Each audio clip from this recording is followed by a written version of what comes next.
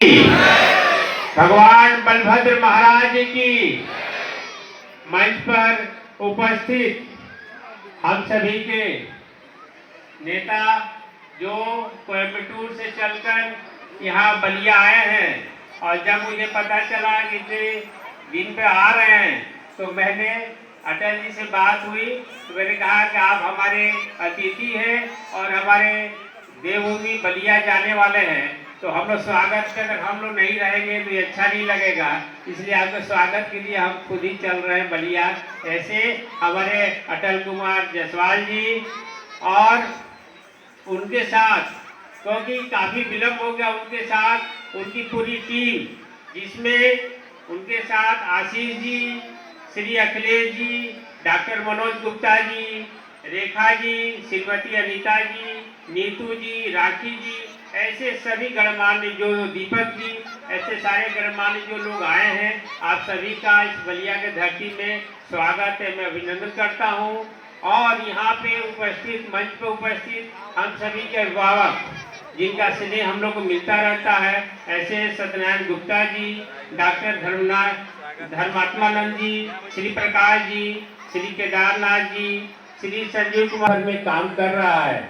और अटल जी ने बताया कि विदेशों में भी जुड़े हुए लोग हैं जो समाज के उत्थान के लिए एक होकर काम करते हैं। हमें भी पता है कि जायसवाल कलवार जो समाज है कितना बड़ा काम ये करते हैं देश भर में।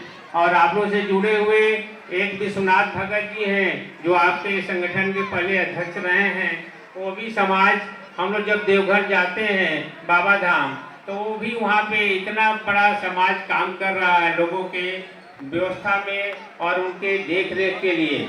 इसी तरह से आज इस तरह संगठित होने की आवश्यकता क्यों पड़ी, क्योंकि आज पता होगा कि जब से देश और समाज में सबसे ज्यादा किसी की भूमिका रही है तो व्यापारी समाज की रही है। और इतिहास गवाह है कि देश जो हमारा भारत था सोने की चिड़िया कहलाता था, तो सोने की चिड़िया बनाने वाला यही हमारा व्यापारी समाज था, जो कि देश को संजोग करके इतनी विकास की तरफ ले गया था। इतने सारे व्यवस्थाएं थी। जब आज विदेशों की बात हो रही है तो जंगलों की तरह रहते थे, जंगलों में रहते थे, जंगली जानवरों की तरह लोग रहते थे। उस समय भी भारत इतना विकसित था कि देश में इतनी ज्यादा समृद्धि थी। ये सब व्यापारी बंदियों के कारण था। इसी के कारण आक्रमणकर्ता हमारे देश में आए और हम लोग एक न होने के कारण वो यही से लूट कर इनको समाप्त करने का काम किया। यही नहीं, हमको तो यहाँ तक हम लोग जब पढ़ाई करते हैं तो पता चलता है कि जब देश की आज़ादी 1947 में हुई तो यही से आज सर गंगा राम जी को कौन नहीं जानता है। उन्होंने पूरी लाहौर बनाई। 1927 में उनकी मृत्यु होती है, उसके पहले पूरी तरह लाहौर का जो भी आज व्यवस्थित है सब उन्हीं का किया हुआ है। लेकिन एकता न होने के कारण इतना ज्यादा उन्होंने संजोए करके संपत्ति रखी थी, उनके सभी लोगों को सारी संपत्ति छोड़कर भारत में आना पड़ा था।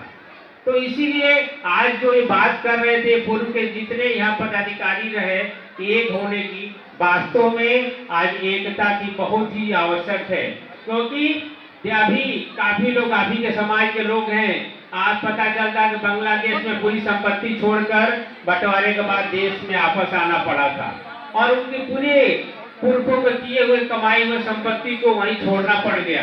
तो ऐसे आप आज इतने संगठित दिख रहे हैं और देश में जब जब आवश्यकता पड़ी है तो ये समाज खड़ा होकर, चाहे महाराणा प्रताप जी के साथ हो, चाहे जो लड़ाई हुई 1857 में लड़ाई हुई, उसमें भी ये समाज खड़ा होकर मदद किया। और आज जब 10 वर्षों पहले आज मोदी जी को देश का प्रधानमंत्री बनाना हुआ, ये पूरी समाज एक होकर